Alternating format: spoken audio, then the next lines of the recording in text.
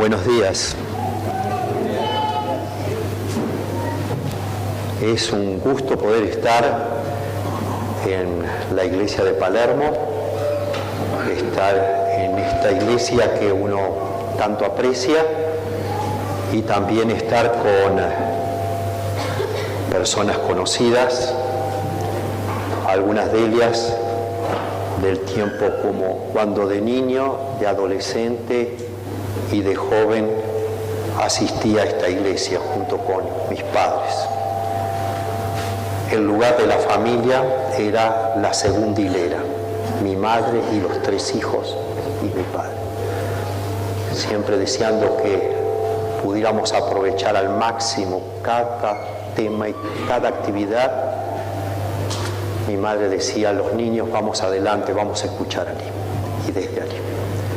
Vengo esta mañana como un peregrino, en cierta manera, hasta la iglesia de Palermo y agradezco la invitación de poder estar en esta mañana aquí,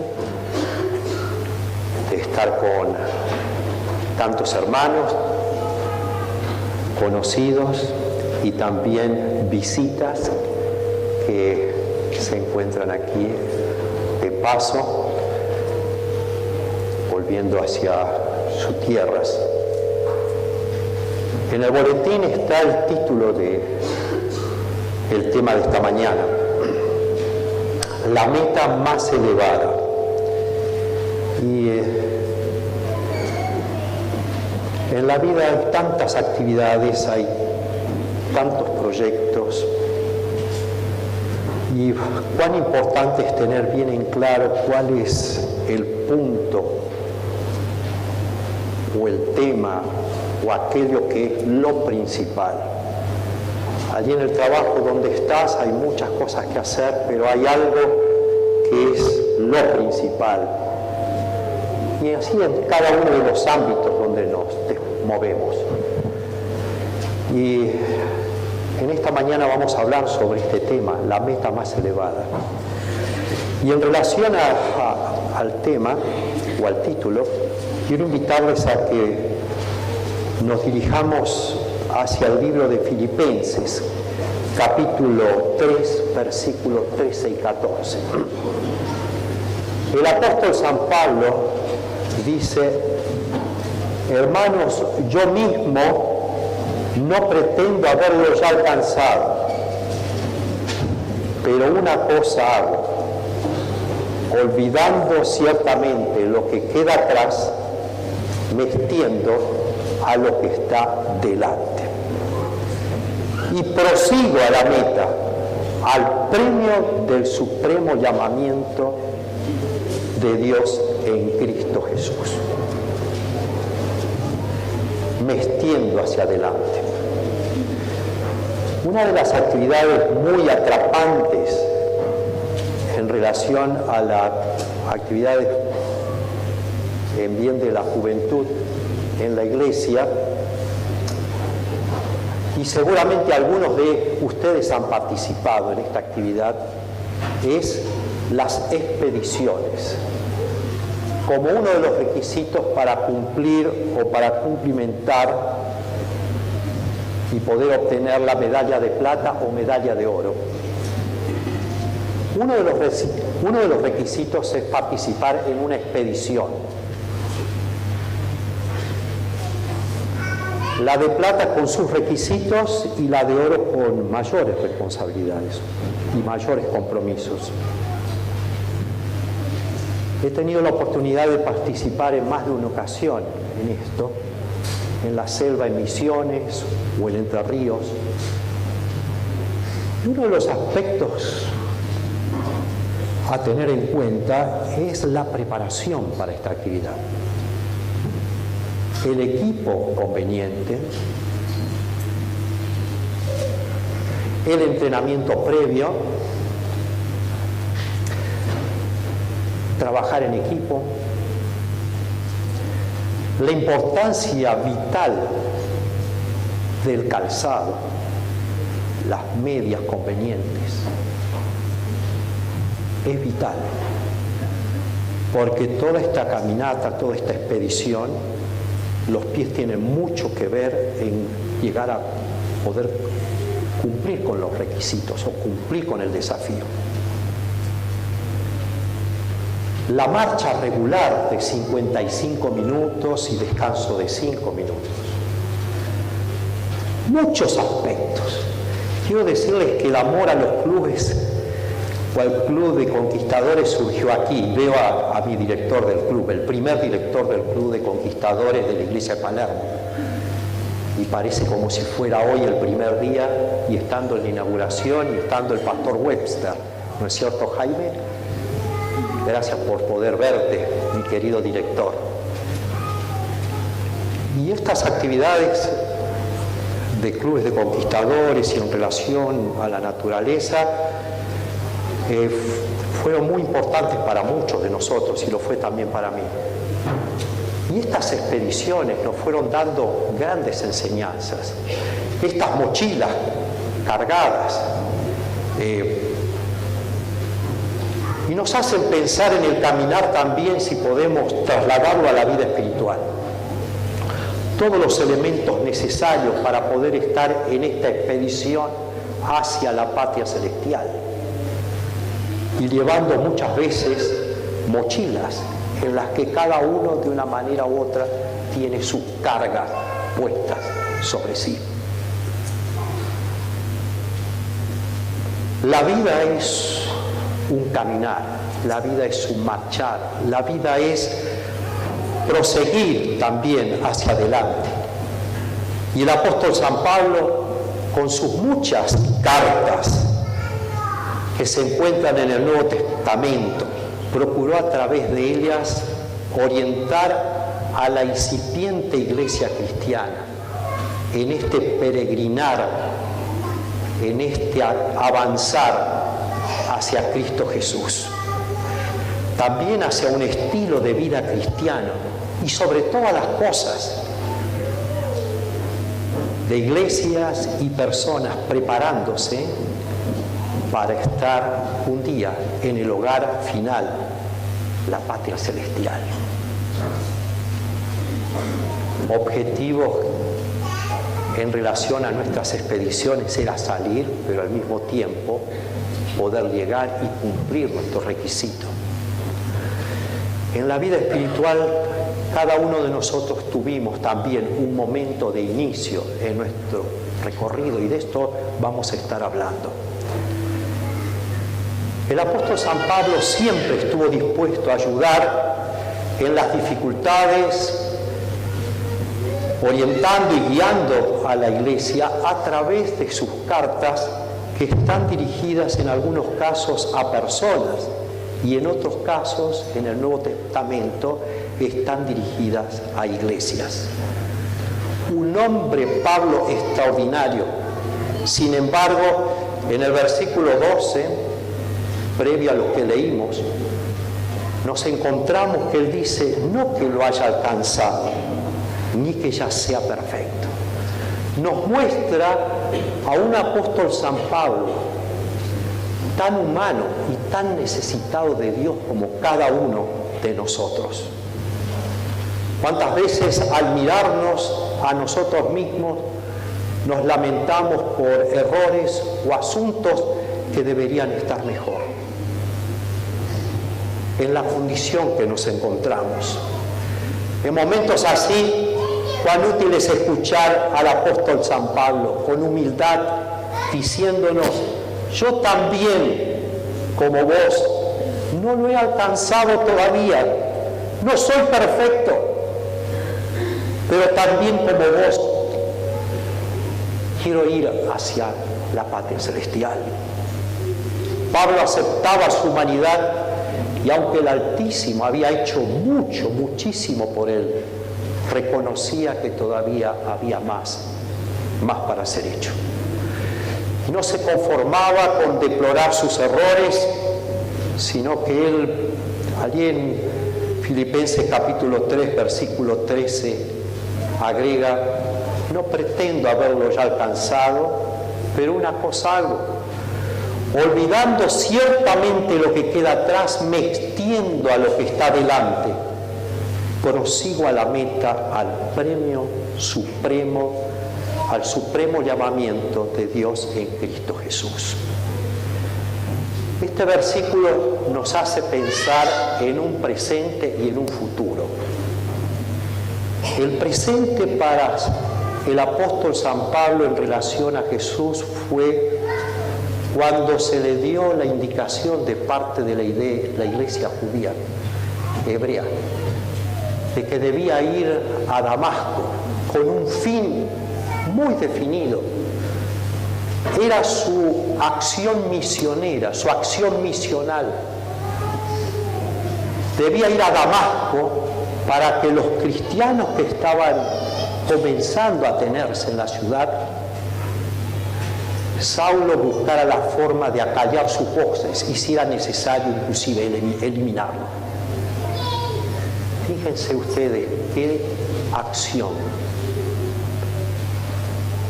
La sinceridad de Saulo en el camino a Damasco se encuentra con una luz que lo enceguece y un Saulo que cae al piso. Y estando en esa situación, Saulo se transformará en Pablo. Saulo perseguidor se transformará en un Pablo predicador y un tremendo, imponente evangelista hacia los gentiles, hacia Asia Menor y hacia Europa. Saulo escucha y los que lo rodean escuchan que algo se dice.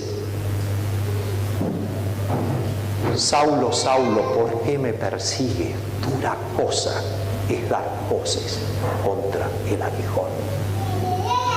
Saulo en su montura con una misión a realizar, diríamos, en una posición de relevancia, en un instante su vida cambia y de esa situación ahora está en el piso. De esa situación de líder, en cierta manera en una misión que él creía correcta, ahora pasa a una situación en la cual se queda totalmente expuesto. ¿Cuántas veces puede suceder con nosotros en la vida que hay golpes muy duros que nos hacen caer también de la cabalgadura de nuestra suficiencia? Y en esa situación generalmente es cuando está la oportunidad de Dios de hablarme y de hablarte. Y Saulo percibió que esa voz era la voz de Jesús. Saulo, Saulo, ¿por qué me persigues? ¿Por qué? Y Saulo, ¿qué dijo? Lo que conocemos. Señor, ¿qué quieres que haga? Cuando pensamos en este hecho, lo relacionamos con una frase de la escritora Elena de White, muy importante. Dice allí en esta frase, hablando de la justificación por la fe, que es la obra de Dios que abate en el polvo la gloria del hombre, del ser humano, y hace por el hombre lo que éste no puede hacer por sí mismo. En ese hecho de Saulo cayendo al piso y encontrándose con Dios fue su punto de partida. Pudo percibir la justicia de Dios y el amor de Dios, la gracia de Dios en bien de su salvación. Cada uno de nosotros tiene su punto de partida. Cuando me invitaron para predicar esta mañana, estuve pensando en dos temas. Un tema que pensé fue sobre el agradecimiento. Y este otro tema sobre una meta más elevada. Y alguien me podría decir, ¿y por qué esto? Porque como dije al comienzo, esta mañana vengo a la iglesia de Palermo como un peregrino. Esta fue la iglesia donde En este año se cumplen 50 años que en este lugar donde estaba el bautisterio entregué mi vida a Dios. Soy un agradecido a esta iglesia y a Dios. Habíamos tenido las clases bautismales en esta sala. Aquí correteábamos, y Jaime puede recordarnos, porque varios de nosotros éramos bastante salvajes, y estoy muy agradecido a los hermanos diáconos cómo nos cuidaban. Hay nombres y apellidos. Jaime seguramente y el hermano Cutuli estarán en su agenda colocando a cada uno de ellos. Éramos como 30 varones y sobrevivían unas 6 o 7 chicas. No había rincón en la iglesia que no lo conociéramos, escalera donde subir y bajar, y los hermanos diáconos cuidándonos, y lo hacían muy bien. Y teníamos la clase bautismal, la instructora bíblica, qué mujer extraordinaria, la hermana Magdalena Urián, casada con el hermano Loureiro.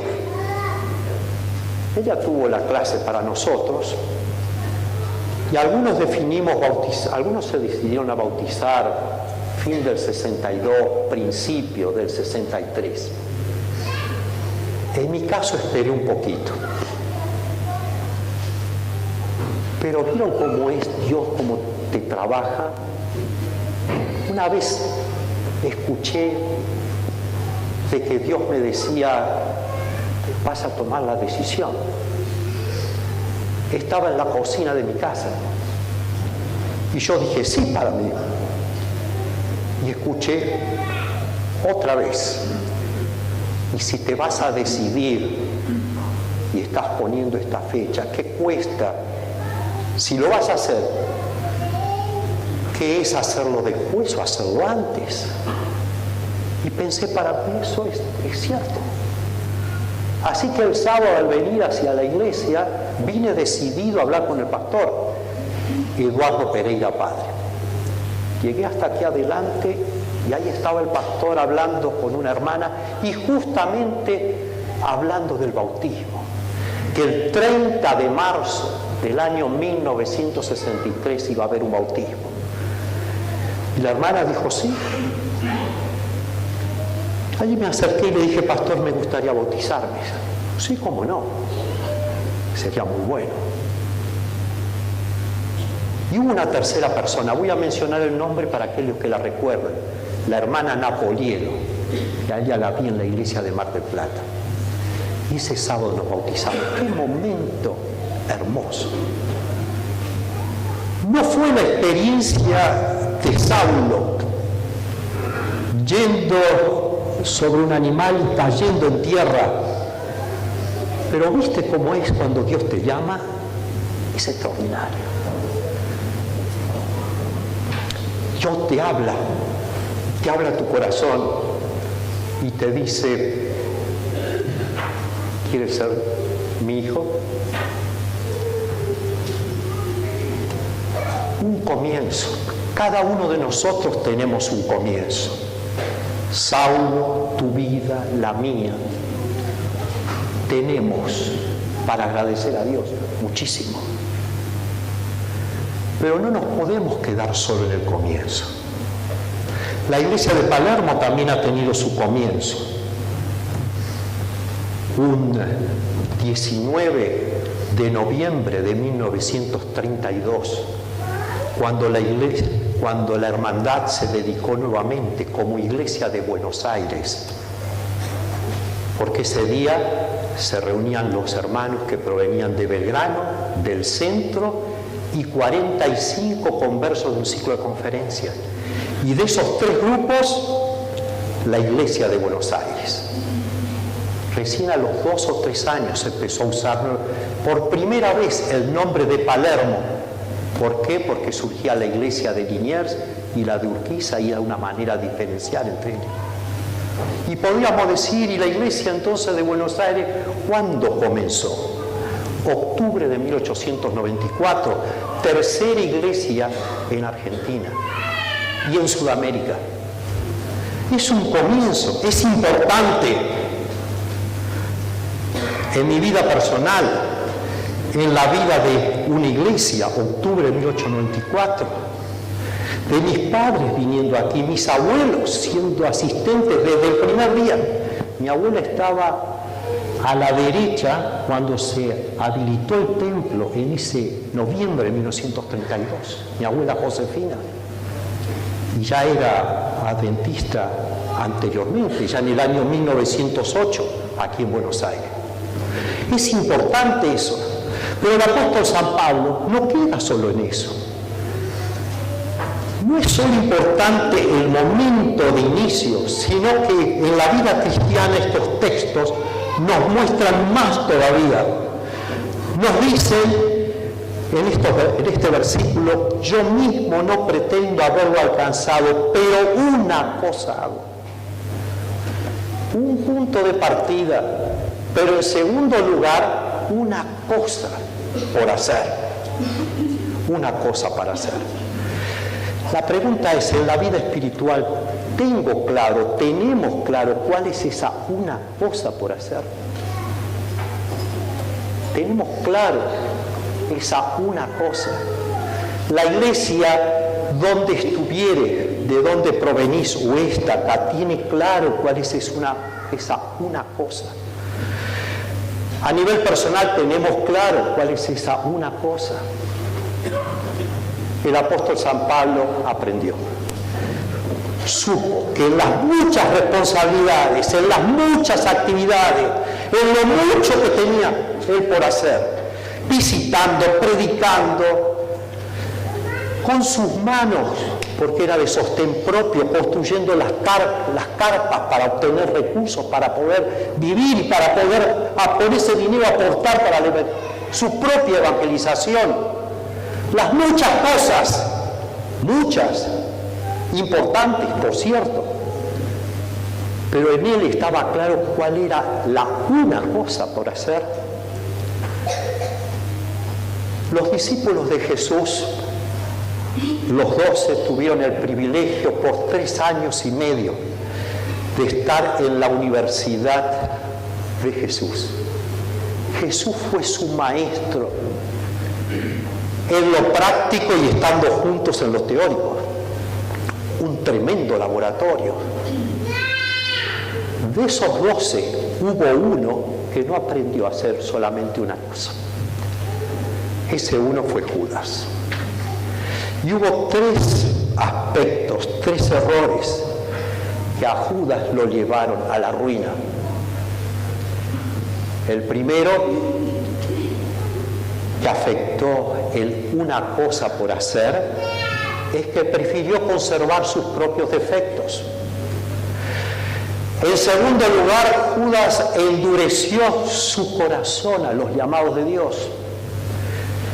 Y en tercer lugar, eligió sus egoístas ambiciones. Jesús tuvo mucho interés de que sus discípulos tuvieran un blanco bien elevado, una cosa por hacer. La misma escritora dice: Dios aceptará únicamente a los que están determinados a ponerse un blanco elevado.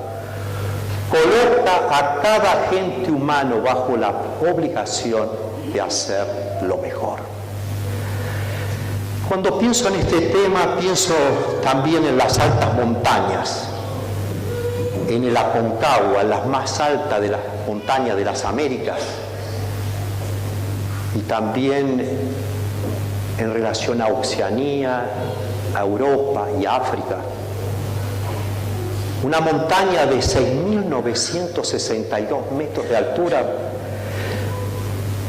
que en el año 1897 se alcanzó por primera vez la cumbre, y donde cada año hay 5 o 6.000 escaladores que quieren llegar a la meta, quieren llegar a la cumbre. Y para esto tienen que colocarse completamente en una cosa. ¿Quieren llegar a dónde? A la cumbre. En el camino hay quienes llegan y hay muchos que no llegan, lo intentan. Además, hay más de uno que muere en el intento. Y cuando ustedes van por la ruta internacional hacia Chile, van a ver a la izquierda el cementerio de los sandinistas. Porque el andinista quiere tener el honor de ser sepultado, generalmente quiere tener el honor de estar sepultado en el lugar donde intentó llevar a la cumbre. La otra montaña muy alta y muy importante y muy conocida es el Everest, con sus 8.848 metros de altura. Junto con ella hay 100 montañas que están muy cerca de esa altura en Asia, alturas imponentes. Recién en el año 1953 llegó el primer escalador. Hasta el día de hoy hay 200 andinistas que han fallecido y allí donde mueren quedan. Son puntos de referencia. Si ustedes se fijan en internet van a ver fotos donde están estos muertos en su intento para subir a la montaña. Con sus ropas allí donde murieron es muy difícil sacarlos. Y ahí están. Quedaron en el intento. Los últimos 800 metros que preceden al llegar a la cumbre es la zona que se la conoce como la muerte, zona de la muerte. Todos quieren llegar a la cumbre, a la meta. En la vida cristiana también hay una meta, una cumbre para alcanzar. Y en ese camino, como andinistas espirituales, bien podemos escuchar lo que Josué dijo a los israelitas. Josué capítulo 1, versículo 9. Yo seré contigo. No te preocupes, yo seré contigo. En el punto de partida, con Jesús. Haciendo una cosa con Jesús. Y continuando en el camino hacia la meta, también con Jesús. Diríamos que hay un punto de partida, hay una cosa para hacer y hay una distancia para recorrer. Lo que el apóstol San Pablo en algún momento habla como una batalla, y en otros casos el apóstol San Pablo habla de una carrera. Allí en Hebreos capítulo 12, versículo 1 dice: corramos con paciencia la carrera que nos es propuesta, puestos los ojos en el autor y consumador de la fe, en Jesús. Ahora, para ello debemos olvidar, dice el apóstol San Pablo, lo que queda atrás. Con la ayuda de Dios, dejar eso atrás. Diríamos, dejar eso en las manos de Dios, nuestros fracasos, nuestras caídas, esos aspectos humanos que muchas veces se alejan de la voluntad de Dios. Dejarlo en las manos de Dios. Y con la ayuda de Él tener un firme propósito. Diríamos, estableciendo una sólida unión entre la acción humana, nuestra acción humana, con la gracia, el amor y el poder de Dios. Colocando nuestra vida en plena relación con Cristo. Jesús le dijo a Marta, allí en Lucas capítulo 10, versículos 41 y 42, Marta, Marta, cuidadosa estás y con las muchas cosas estás, diríamos, estás eléctrica, estás preocupada, estás tensa. Empero una cosa es necesaria. Y María escogió la buena parte, la cual no le será quitada. ¿Cuál era esa una cosa? Era Cristo Jesús. Y para esto, ¿cuán necesaria es la comunión con Jesús? a través del hablar con Él por medio de la oración, a través del conocer de Él, a través del estudio de las Escrituras y también en el servicio, en bien de otros, de la salvación de ellos. Como me dijo un hermano hace unos días atrás, levantando a otros en el camino, levantando a otros en el camino. Y ahora podríamos preguntarnos, ¿para qué un punto de partida? ¿Para qué una cosa por realizar? Y además, ¿para qué una distancia a recorrer? ¿Para qué? Para prepararnos como individuos y también como iglesia para el regreso de nuestro Señor. Para ir al encuentro de la meta más elevada, que no es solo para Pablo, sino que es también para todos los hijos de Dios. Y es para vos y también para mí, que se expresa en el versículo 14, última parte de Filipenses 3. Ir al encuentro de la soberana vocación de Dios en Cristo Jesús. La soberana vocación. La vocación es de ser cristianos, pero la soberana vocación, la mayor de todas, es la que está en el mismo capítulo, en el versículo 20, cuando dice: mas nuestra vivienda es en los cielos, de donde también esperamos al Salvador, el Señor Jesucristo. Muchas cosas por hacer, muchos proyectos, mucho para desarrollar, mucho tiempo ha pasado. La iglesia en Buenos Aires se ha extendido, ha crecido. Los miembros no son los 7, 8 bancos como estuvo ahí mi abuela sentado en ese primer día. Ha crecido. Aquí ya ha crecido en otras latitudes y en otras regiones. Lo importante es recordar de ser hijos de Dios hoy y también por toda la eternidad.